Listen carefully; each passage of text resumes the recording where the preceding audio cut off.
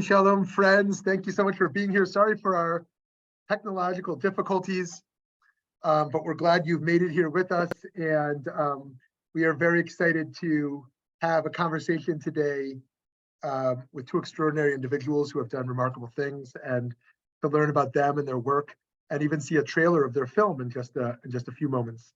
And Rabbi Mark Borovitz was the CEO and senior rabbi of Beit Teshuva, a nonprofit, non-sectarian Jewish addiction treatment center and synagogue community in Los Angeles. Also here is Harriet Rosetto, who has an LCSW and is the founder of Beit Teshuva.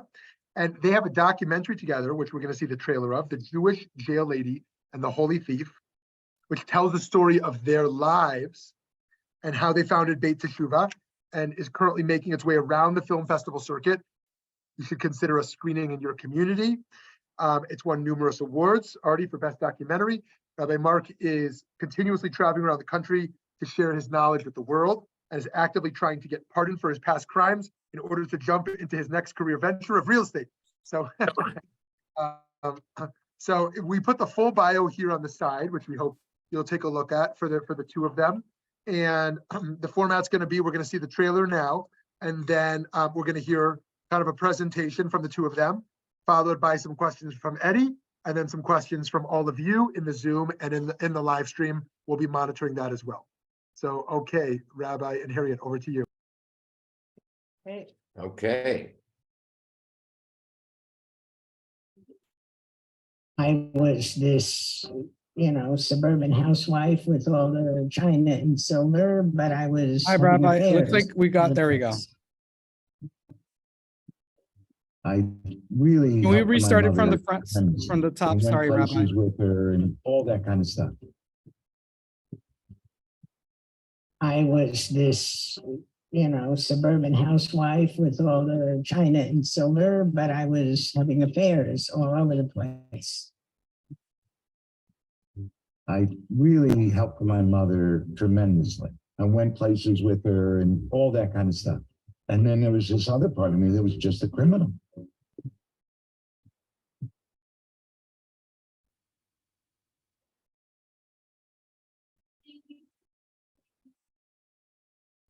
I was sleeping around with my professors. I had multiple counts of that, multiple bad check counts. In Italy, we're fucking every Italian that we can find. I went to prison in June of 1984. I was sleeping with the elevator man in my building. I realized that this was not for me. I got out in 85 and I just went right back into it. Kept hustling cars, stealing, selling hot merchandise, all of it. That was a nightmarish time. Bobby Green was chasing me up 72nd Street with a broken beer bottle saying, "I'll kill you, you fucking bitch." I'm walking across the street. Guy calls out my name, Mark. Guy gets out of the car and arrests me. There was this little ad and it said, "Person of Jewish background and culture to work with Jewish criminal offenders." I called my brother Neil and I said, "I'm in jail." And he said, "Thank God." I said, "Don't call anybody. The man upstairs is trying to tell me something and I have to sit here till I can figure it out." Rabbi Mark saved my life, and he makes me absolutely crazy sometimes. Harriet is inspiring. Harriet is transformational. I can have everything that I would want, That's only because of those two. I hated him. I thought he was arrogant and abrasive and a know-it-all, and there was absolutely no way that I was ever going to have anything to do with this person. This hate at first sight turned into love, a deep love. They found each other and they recognized each other and they married each other. And they married both approaches into one, which is what makes the philosophy of Beit Teshuva so remarkable. It's a philosophy that says truth is at the core of being real, being human. And that's the source of your purpose in life. When we've lost everything and we're trying to restart and trying to gain a new understanding of who we are as people, and trying to quit 8 substances at once, like I was when I came into Beit Teshuva, you have to start from zero. And Beit Teshuva gives you an opportunity to start from zero. Who better in the universe to work with Jewish criminal offenders than me? Nice Jewish girl who liked bad boys.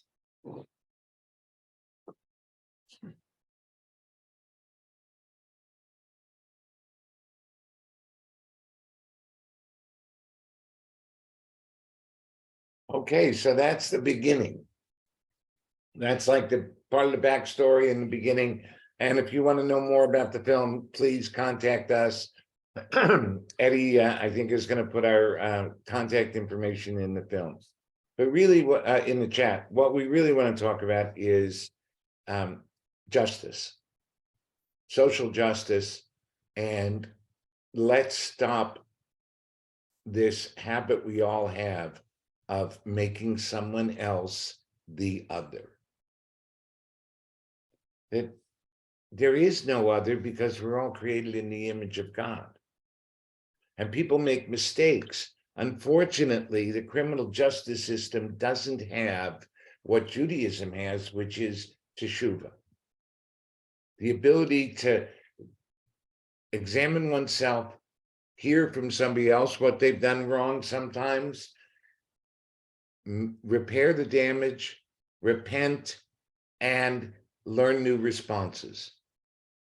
Our prison system is not for rehabilitation, it's for punishment. More rehabilitation is happening now, I know, but still, the attitude of guards, the attitude of prison guards, the attitude of police is about punishment. And nobody is given the benefit of the doubt. Not in a courtroom, not in a jail, not at a police stop, and certainly not in prison. So Harriet, almost 30 years ago, 40 years ago rather, 39 years ago, if you will, decided to get on a white horse and ride that horse into prison and jail and find the Jews that were in trouble. And what was that like from in the beginning? Well, it was a dream come true for me. Not only was I a nice Jewish girl who liked bad boys, but I was a true crime junkie. And I was an activist. I was a social justice activist. And so all those pieces came together for me. I loved my work. I loved going to jail. And very early on, I found a teaching, and I don't know the source, that really defined the mission. And it was about a rabbi who was a teacher and saint, and who was very active in social justice and in working with drunkards and thieves and people from the lower depths. And his disciples said to him, "Rabbi, how is it that you, such a holy man, are so connected to these people from the lower orders of life?" And his answer was, "When I look at them, I see myself. And if there is someone who comes before me in whom I cannot see myself, I know I haven't looked deep enough." And that rang true for me. I could see myself in the people I was meeting behind bars. They weren't, quote, criminals. They had committed crimes, but from a place in themselves that was broken, that they had good intentions, but they had bad actions and they didn't know how to put those pieces together. And I identified with that. I had the nice Jewish girl piece, and I had this other part of me that was looking for a mission, that was looking to change the world, that was looking to put together my pieces. And so I helped heal myself by helping develop a way of healing through Judaism, of coming to wholeness. And then I found Mark when he was an inmate in prison, and ultimately was able to put together finding my love and loving my work. And so I had everything I ever wanted. And if I was the person, I think, who benefited the most from my work with formerly incarcerated. You don't say convicts anymore or ex-offenders. You say formerly incarcerated. And I feel that it was a blessing for me to have found it. Yeah, and in working with addicts, alcoholics, gamblers, et cetera, even people who weren't incarcerated, all of us were lawbreakers. All of us broke the mitzvot, stopped following them, even though we had some Orthodox and some very from conservative Jews and some very serious Christians who spoke about, commandments and faith in a very reverential way. They didn't put together the fact that they believed in God and did everything that God didn't want us to do, or at least a lot of things that God doesn't want us to do. And so Beit Teshuva became a place where everybody could relearn how to be moral, how to be decent, how to find their passion, how to live with purpose. Because most people live on accident, even the ones who aren't in jail. In fact, some of you, with all due respect, live by accident or on accident, because you're not getting up every day and saying, this is my purpose for the day, and being so aware and immersed in what is going on. And another part of what we did was go to jail. We went to jail and we went to prison and we visited people and we helped. We did a lot of alternative sentencing. Harry started doing this with a lot of different reports. Any reports that you can think of that make you laugh and are atypical of what people would think? Oh, everyone, really. I mean, my moment of fame was defining a computer hacker as an addict. It was the first time anybody had ever identified hacking as an addiction. And I began to see that most aberrant behavior could be under the title of an addiction. And an addiction is when you know what's right and you do what's wrong, or your intentions and your actions don't match. And we call that a hole in the soul. And Judaism, to me, is a path toward wholeness. The fact that we acknowledge that we have opposing inclinations and that the good inclination is good and the evil inclination is very good is the beginning. That paradox is the beginning of healing for people who have lived in either or life. They're either all good or all bad. It says we're both. And what we do is harness the power of the evil inclination to do good things. That's the challenge of every human being. I think one of my first cases of alternative sentencing was a guy who was the auditor and financial. No, he was the CFO. CFO of his company. A man who was in his 40s, had grown children, had an MBA, and he was a compulsive gambler. And a graduate of Flatbush Yeshiva, don't forget. That's right. And the child of Holocaust survivors. And he had embezzled several $100,000 from his company. And gamblers have this insane optimism. They believe that they're going to win. And so they don't see it. They're borrowing the money. They're going to pay it back. They don't see it as criminal. But the audit came before he was able to replace the money, and he got arrested. And I went to court with his parents, who were horrified to see their son in shackles. And what I told the judge was, I can't guarantee that treatment will solve this problem, but I can guarantee that if there's no treatment, he will continue to offend. Because prison doesn't heal people, it makes them worse. And so the judge said, okay, you got him for a year. And we all cried. And he stayed abstinent from gambling for the rest of his life, which unfortunately was cut short by cancer. And he paid back every dime that he owed. And we got married in his backyard. Yes. So I can tell you from the other end, when I was in prison, the only people that were offering any kind of rehabilitation, of course, were the chaplains. AA came in, but it was like a meeting.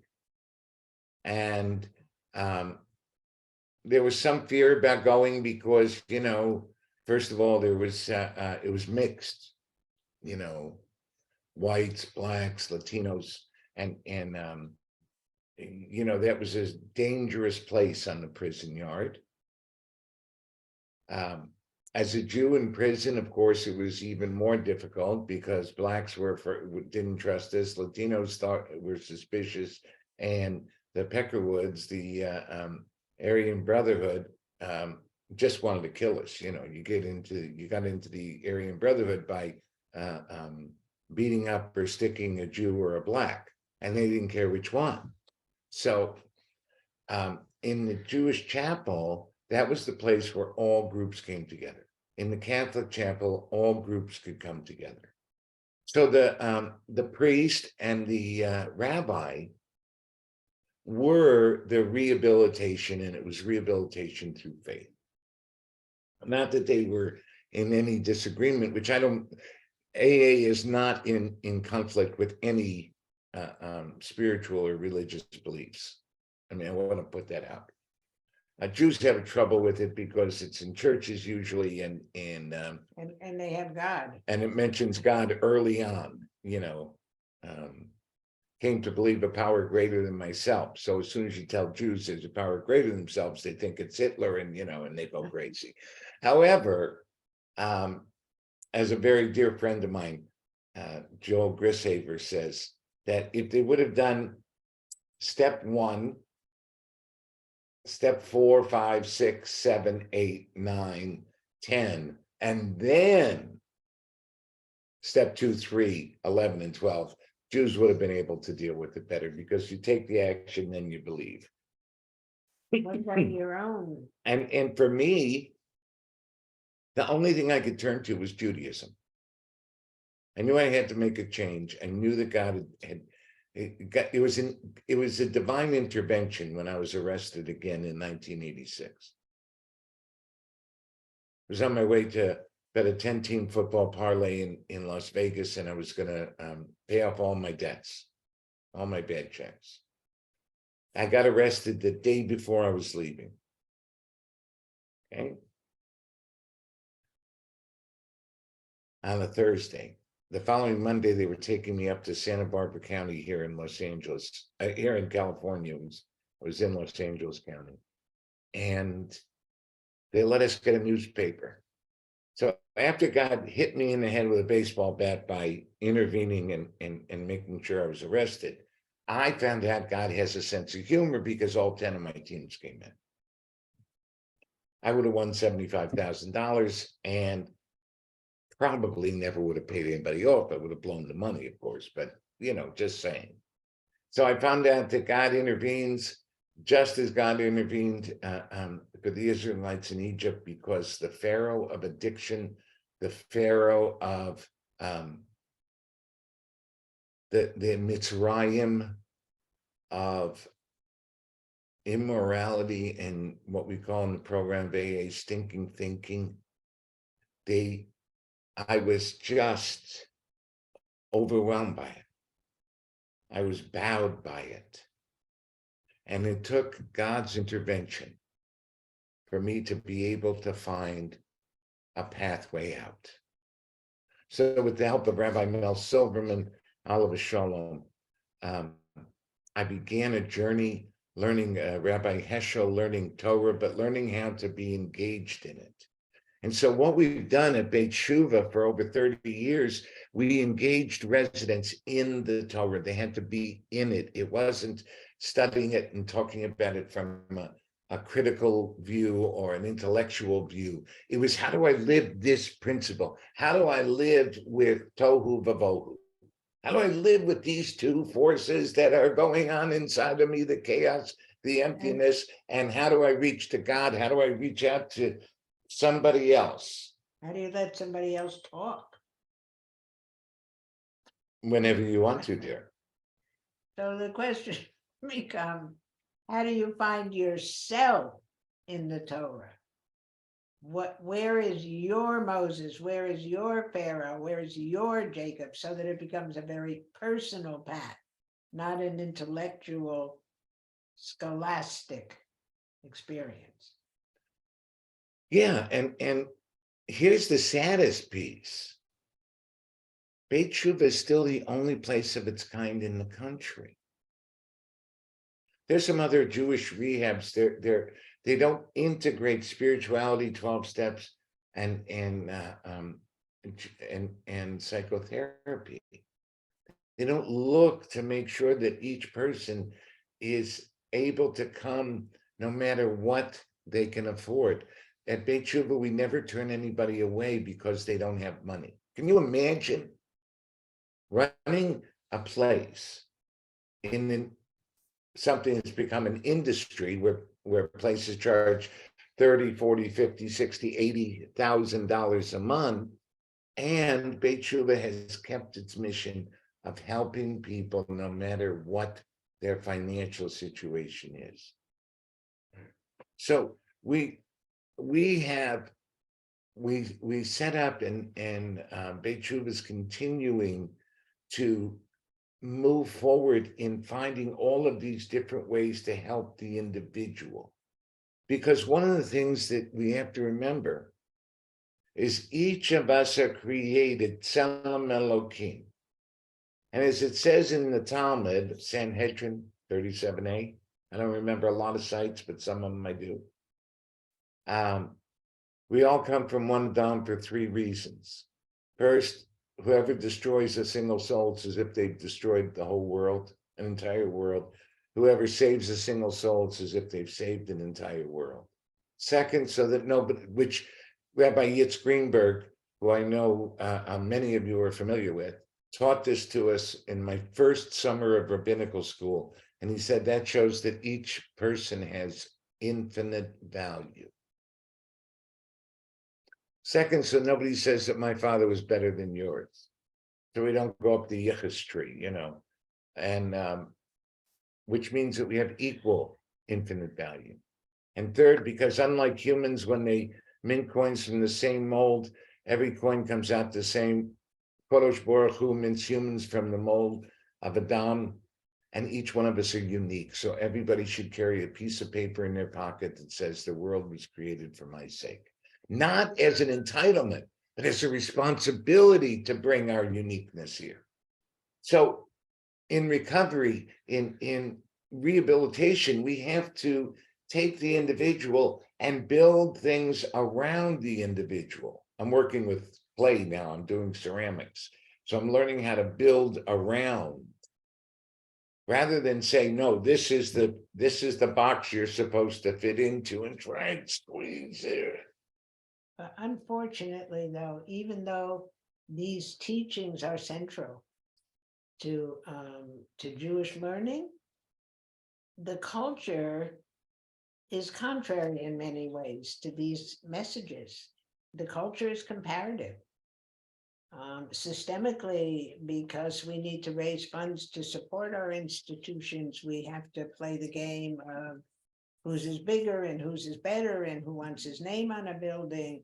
And in families, we compare one kid to another kid, and we have an idea of how you're supposed to be rather than helping people develop their authentic selves. And so a lot of our practices are not in concert with our principles. And I think that's a real problem in the Jewish world. Yeah, I think that I think we see it all over. Okay, but especially if we're going to be engaged in changing the criminal justice system, we have to see the individual as an individual. We have to, as Father Greg Boyle says, erase the margins. Because if you can't see yourself in me and I can't see myself in you, then we don't have connection. Remember, every Jew at the Red Sea, every Jew at Mount Sinai had a different experience of the Kodesh Baruch Hu. In the Song of the Sea, it's Ze'eli v'yanbehu. This is my God, and I will honor him. I will glorify him. So we have to continue, and we have to begin and continue to build bridges. And as Reb Nachman taught, sit under the table, be the turkey under the table, instead of trying to be the king looking down. So that's what we got for this first half hour or so. Questions, thoughts? Yeah, thank you so much to both of you for your work. And I mean, I'm so proud to have watched the documentary, and I was so inspired by each and every one of you and all the people you have touched, not only in with treatment, but mentorship and spiritual guidance to hundreds of people. My question to you to start up, and I know we're getting some questions online as well. How do we move past the initial shanda of not talking about addiction, of not talking about, oh, there's actually something wrong? Because oftentimes we see that in communities, folks will, especially in the Jewish community, won't want to talk about the fact that maybe a family member is struggling with addiction.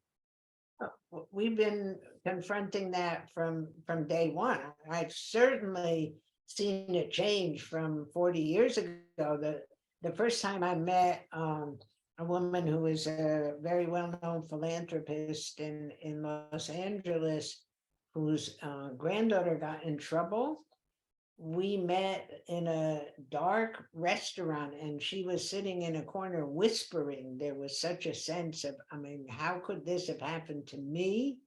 And the denial was rampant in the Jewish community, because I think that our common addiction is an addiction to perfection and to looking good. You know, I grew up, and I'm sure many of you did, with shut the windows, what'll the neighbors think? We don't air our dirty linen in public. Everybody was supposed to be this perfect model of rectitude and, you know, looking good. And we hid the fact that people are broken, you know, and I don't think it's possible to hide it anymore, because the people most at risk now in our communities are the children of the affluent. And so, you know, it's become almost chic to be, you know, in recovery. Well, yeah, and I think that you know, as you asked that, Eddie, I think that it's so anti-Jewish. I mean, think about this. I don't know how many of you have read the Torah. I'm going to say many. How many have read the Bible? Do you know all of our foibles are there? I mean, the Israelites act out, it's in the Torah. Abraham does this little thing with Sarah twice and gets some stuff, you know, in the Torah. Throws one kid out in the Torah, almost kills the other one in the Torah. Favoritism by Jacob in the Torah. Sibling rivalry. Sibling rivalry from Canaan. All right? dysfunctional families throughout Genesis. And then you've got, of course, King David. David HaMelech, a wonderful man. He had a little problem with his zipper, shall we say. He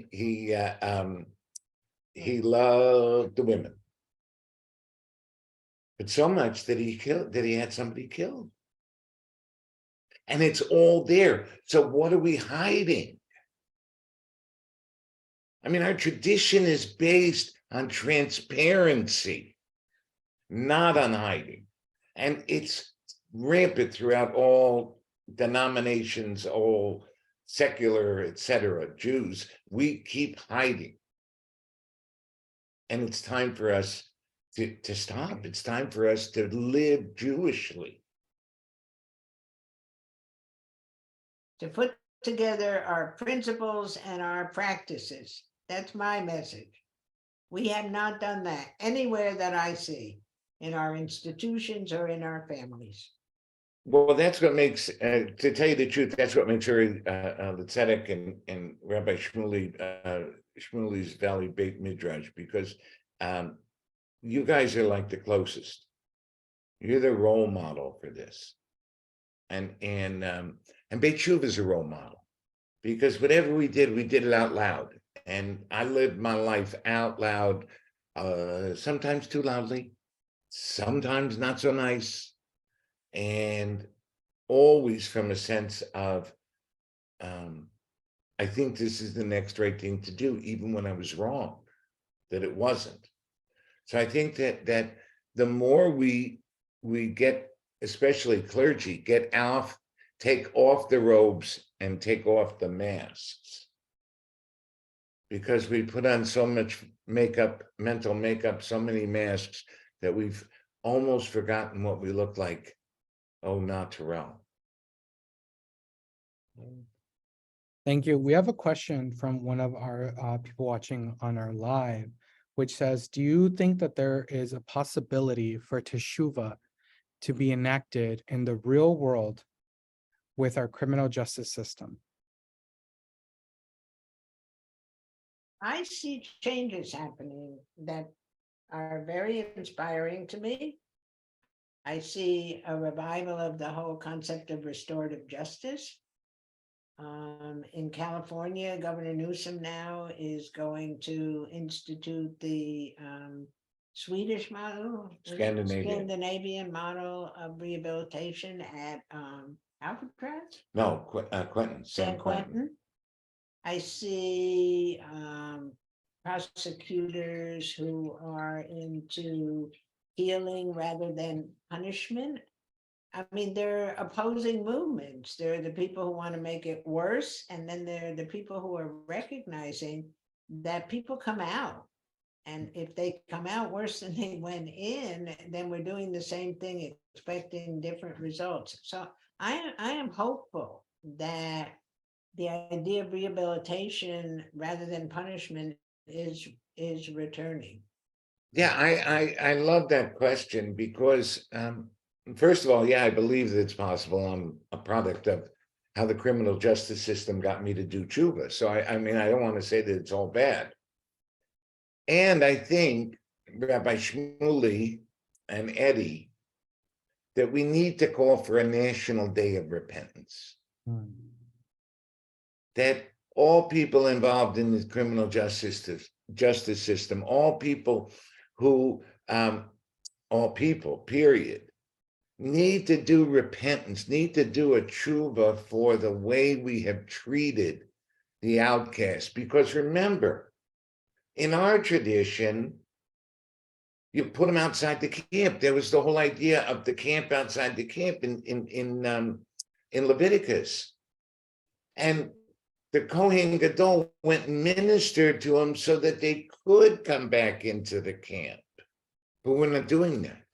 Well, We're trying to lock them up and throw them away. Every day last week or 2 weeks, we read about different programs that are training people while they're in custody to be drug counselors. So when they come out, they can find jobs. There's a program here that I'm involved with called Defy Ventures that goes into prisons, I think, throughout the country, and trains people in the last year of incarceration in things they will need to be able to adjust to the world outside. There's a shift. I feel it.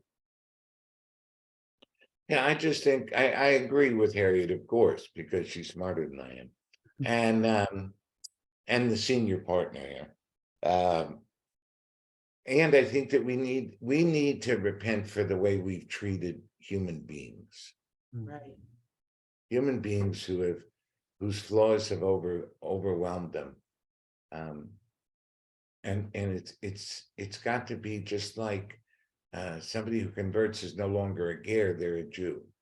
The United States locks up more people than any other country. Yeah, thank you so much. Another question we're getting here is, what is something that has grounded both of you in this work when times are really hard? For me, it's you. Oh, baby.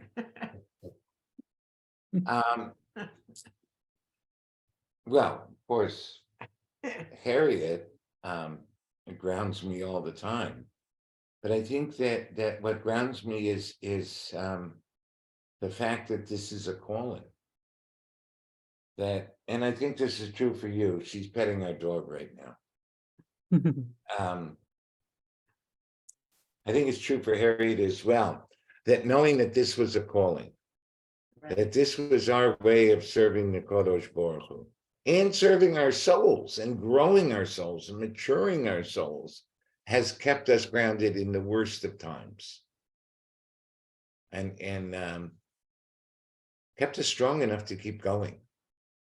Great question. Thank you. All of them are great. Thank you. I have a question, if Yes, I may. please. Yes, please.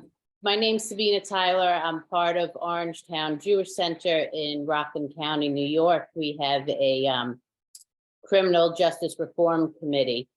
And what do you say to someone, we had an event and it wasn't the time to get into it, and I was really kind of taken aback, that says, I don't want my tax dollars to pay for somebody to get a college degree while they're in prison. And I'm thinking, that's the best time, because let them get educated while they're in prison and not come out, not informed and have nothing to do when they get out. And I was just really surprised and taken aback that this person had this, take on it. And I didn't have the words, but how do you try to convince people that this is what we need to do? Just what you said.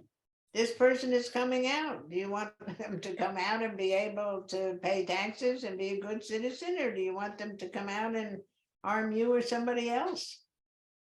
You're paying for your own safety, really. Well, yeah, and that's like saying my tax dollars shouldn't go for your kids' college education at a state university. I mean, it's like it. I think the problem is, the great problem, Sabina, is that they're separating themselves from the community. Right. Because this incarcerated person is part of the community.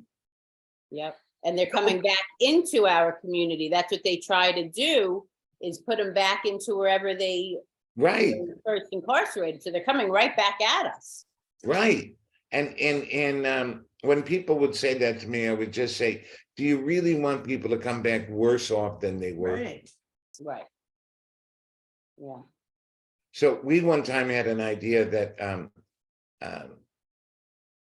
you're doing this criminal justice reform, getting communities to adopt a criminal. Mm-hmm. There's a lot of communal groups that'll go into prison in a lot of them in the Jewish communities across the country. And the lay people will go in and visit the prison, and they will start a communication and a contact and a relationship with people. And then they become mentors for them. Right. Yeah, we have, there's an organization called Made by Us, Making a Difference Every Day. And we had the founder of Made, who was formerly incarcerated, speak at our shul, and we had him bring a couple of residents to our shul. And after Friday night service, we all had Shabbos dinner together, and we placed the residents at different tables so they would talk to our congregants. Great. To see, like, okay, these are human beings, and you have to try to make that connection of, okay, let's, And they did their time, give them another shot. So what would it take to replicate that in every shul in America, Right. Because that's a model. That's a beautiful model. Right. Thank you. Looks like Rabbi Eric on the chat posted, welcoming those in recovery into our shul. We drink a l'chaim on Shabbos. Should we stop? Okay, I was just actually answering Rabbi Eric, so I'll do it now. No, I think that you should offer grape juice as well. Because here's the thing, just because I gave up or I am unable to responsibly drink doesn't mean that Harriet shouldn't be able to have a kiddush. At our house, Harriet does the kiddush and I do the motzi. Because I just, people have said to me, can't you have it, and this is an issue. A lot of people say, but it's just a kiddush. It's a, little. And the truth is, I don't know if I would go back out drinking if I had a little kiddush, but I know I don't want to find out because my life is immeasurably better now than it was when I was drinking. So I think offering both, because this way you're still not singling out. If you stop it completely, you're singling out the alcoholic in person in recovery. And if you don't, if you only have booze, then you're pushing them away. So welcoming says, here's for people, here's grape juice, and here's wine. Take your choice. Thank you. That is a great response. That's equitable to everybody. Friends, if you have other questions, please feel free to ask them. Soup, you can go ahead and unmute or send us a direct message and we can go ahead and read that. Okay, we have another question here. What piece of Torah grounds you and continue to advocate for folks who are struggling with addiction?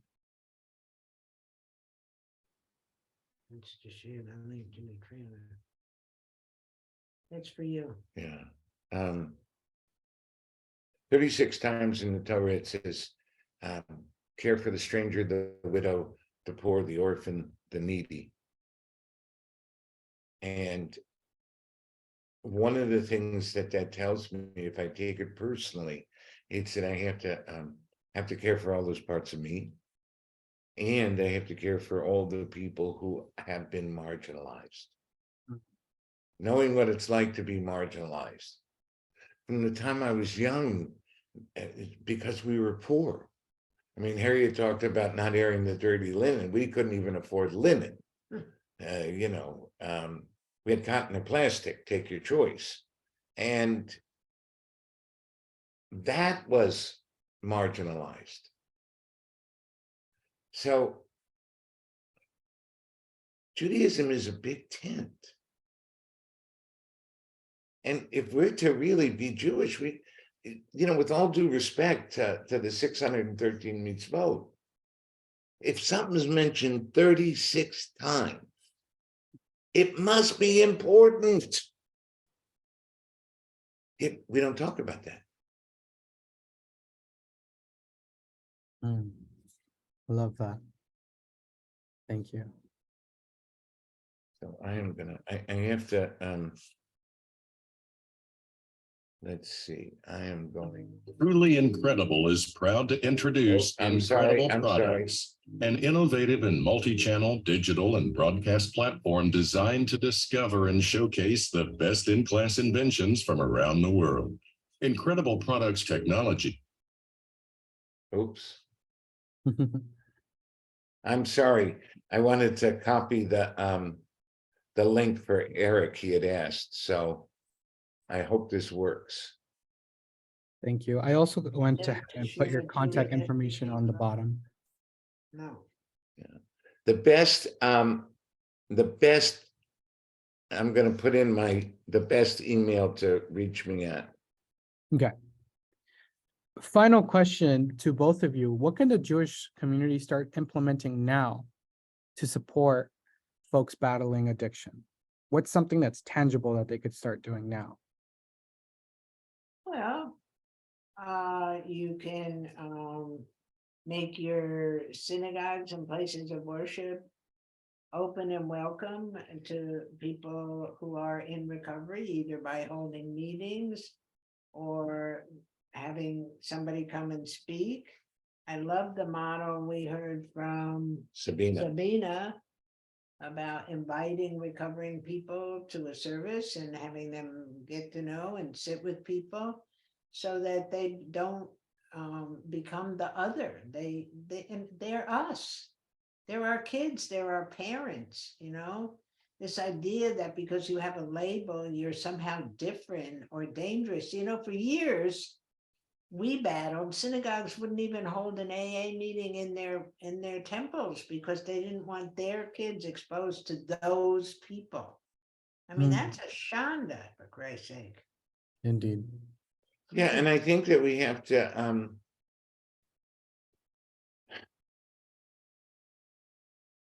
I think welcoming, but I also think that I think that having a seder about recovery. I mean, isn't addiction? I believe addiction is the Mitzrayim of today. One of them.